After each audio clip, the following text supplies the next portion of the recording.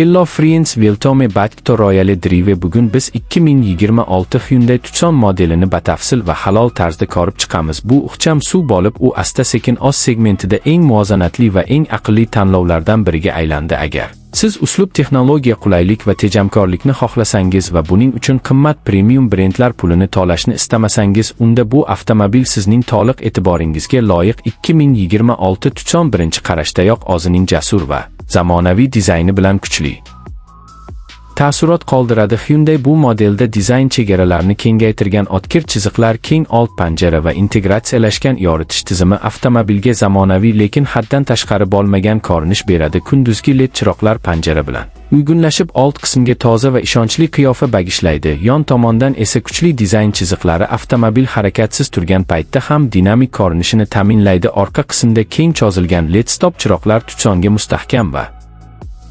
premium ko'rinish beradi va u yo'lda darhol ajralib turadi.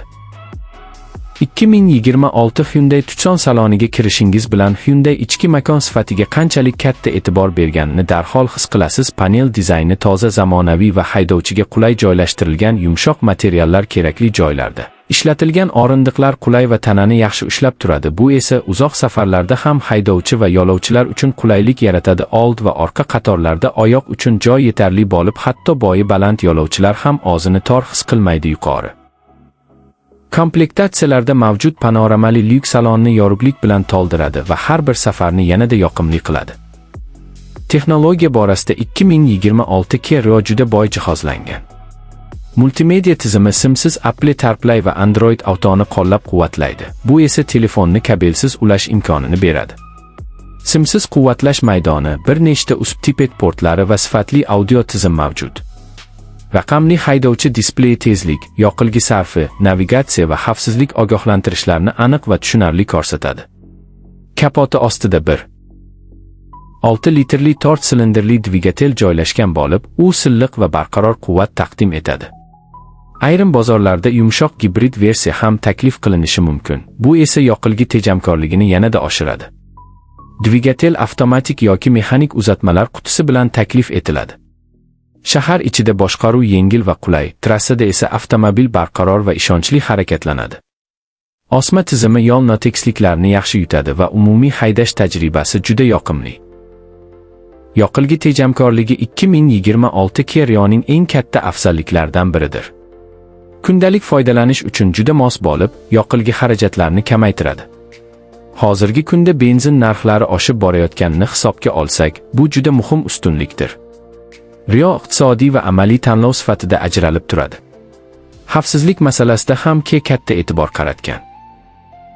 Avtomobil old to'qnashuvdan ogohlantirish tizimi, avtomatik favqulodda tormozlash, yo'lakda ushlab turish yordamchisi, kor nuqta monitoringi, orqa harakatda kesishuv ogohlantirishi va adaptiv cruise nazorati kabi ilg'or tizimlar bilan jihozlangan.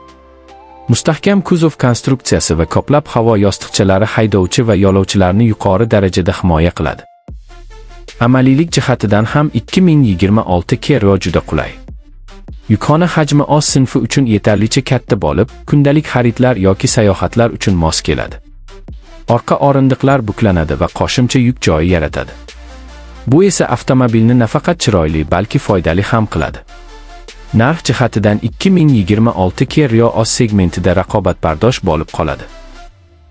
Zamonaviy dizayn, ilg'or texnologiyalar, ishonchli dvigatel va yuqori xavfsizlik tizimlarini hisobga olsak, bu avtomobil puliga arziydigan tanlovdir. Yosh haydovchilar, kichik oilalar yoki iqtisodiy avtomobil izlayotganlar uchun juda mos variant hisoblanadi.